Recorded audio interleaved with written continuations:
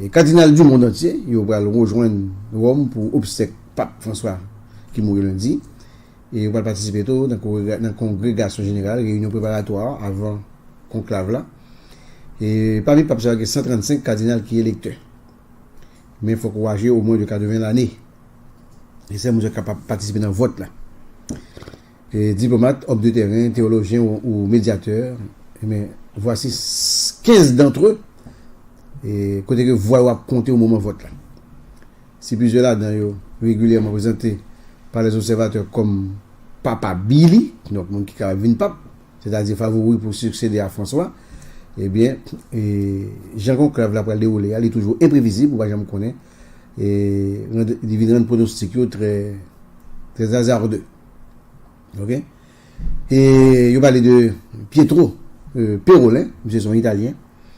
Et monsieur c'est numéro 2 Vatican. Donc normalement ça doit sauver monsieur de droit, monsieur 70 ans. Monsieur secrétaire d'État, donc numéro 2. Et monsieur fait presque mandat avec François. Et pape François. Diplomate, c'était très chaud.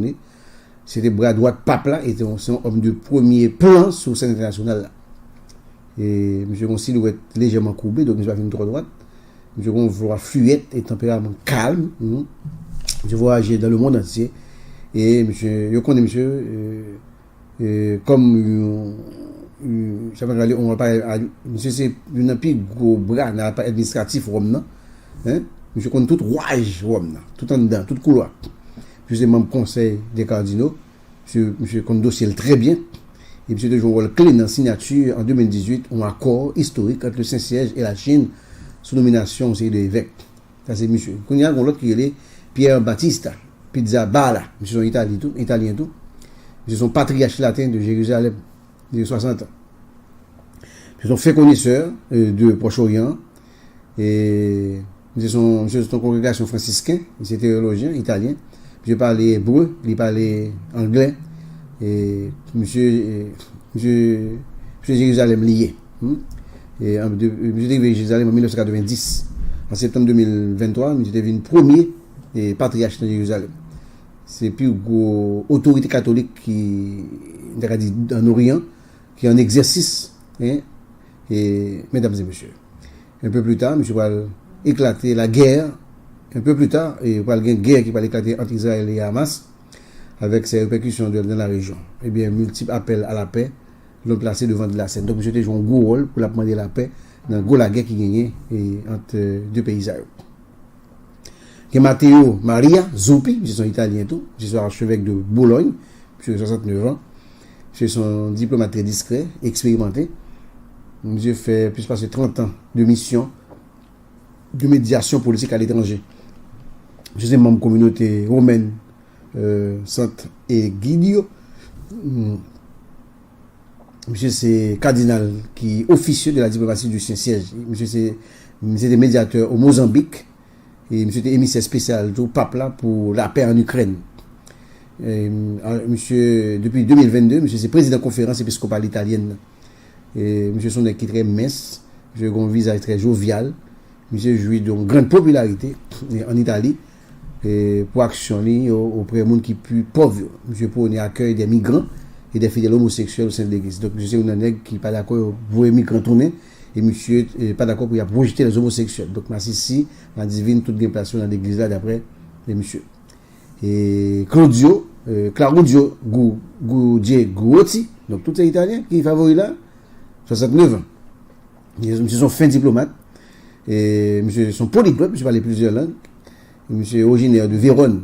Hein? Monsieur sont experts du monde slave. Hein? Et Karieli Temenel a servi en tant que NOS. Hein?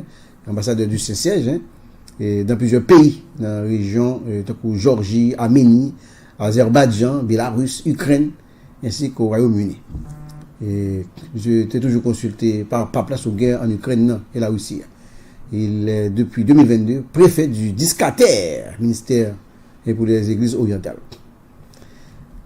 Donc, on a Jean-Marc Aveline, monsieur son français lui-même, il n'est pas italien.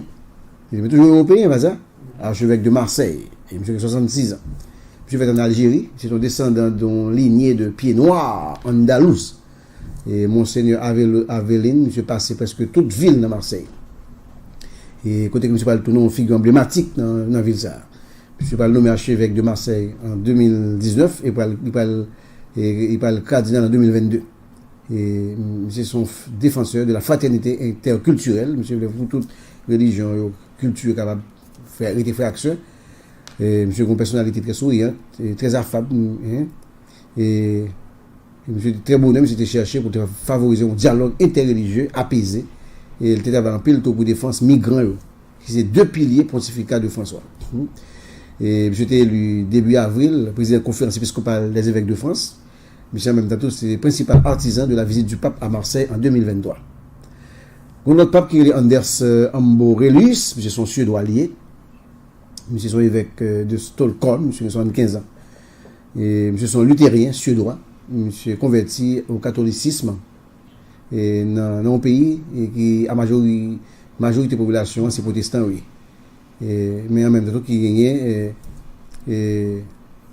son pays qui est très difficile, hein, et puisque son pays a majorité protestante, mais monsieur lui-même est là, monsieur Pral, évêque, premier évêque catholique de nationalité suédoise d'ailleurs.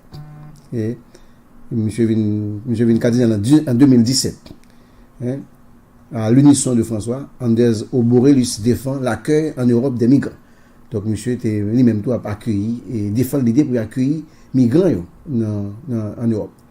Dans l'autre qui est Mario Gretsch, monsieur son évêque de Gozo, 68 ans. Et c'est la deuxième plus grande île du petit archipel méditerranéen de Malte. Et là, monsieur sorti. Monsieur joué un rôle crucial et dans le synode là sur l'avenir de l'Église voulu par François. Donc, ça François a défendu comme principe, ça le TV de l'Église là, monsieur joué un rôle important. Monsieur Gretsch, monsieur c'est secrétaire général. Monsieur était secrétaire général à l'Assemblée mondiale qui t'a pas délibéré sur des questions cruciales comme place femme à divorcer ou marier dans l'église là. Et dans le rôle ça, il t'a pas livré le délicat exercice d'équilibre et il t'a pas suivre la volonté de François pour créer une église ouverte et attentive tout en étant à l'écoute des préoccupations conservatrices. Donc monsieur ton pape libéral, mais il est toujours plus ou moins été à l'écoute de conservateurs.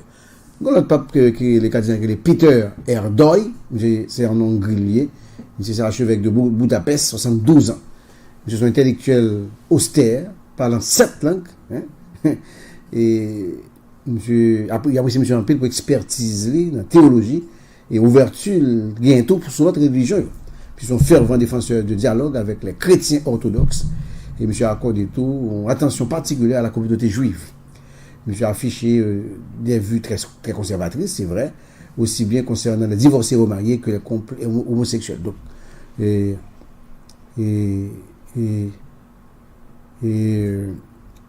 le reproche monsieur silencieux face à dérive antidémocratique du gouvernement de Viktor Orban, alors que l'Église hongroise, au contraire, a salué l'initiative pour rénover les lieux de culte et réchristianiser les écoles au nom de la défense de la chrétienté en Europe. Jean-Claude Olerich, monsieur dans Luxembourg lui-même, monsieur qui a 69 ans, 66 ans, puis monsieur sorti dans Jésuite, comme François.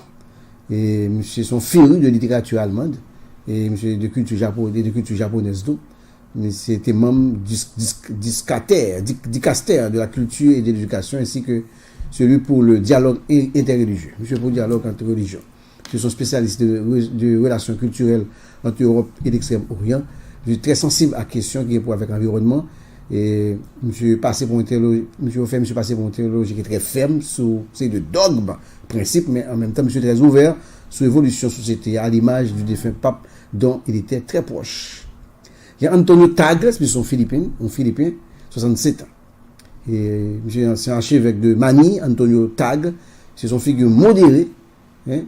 Je ne sais pas hésiter pour critiquer les catholiques pour manquement, notamment dans l'affaire pédocriminalité, dans l'affaire Monseigneur qui a fait bagarre Timoun. Comme Pape François, il était en pointe dans la défense pauvres, migrants, et gens qui sont marginalisés. Et au point que tu parles surnom de M. Vital, François asiatique. Donc, vous pouvez comparer avec Pape François.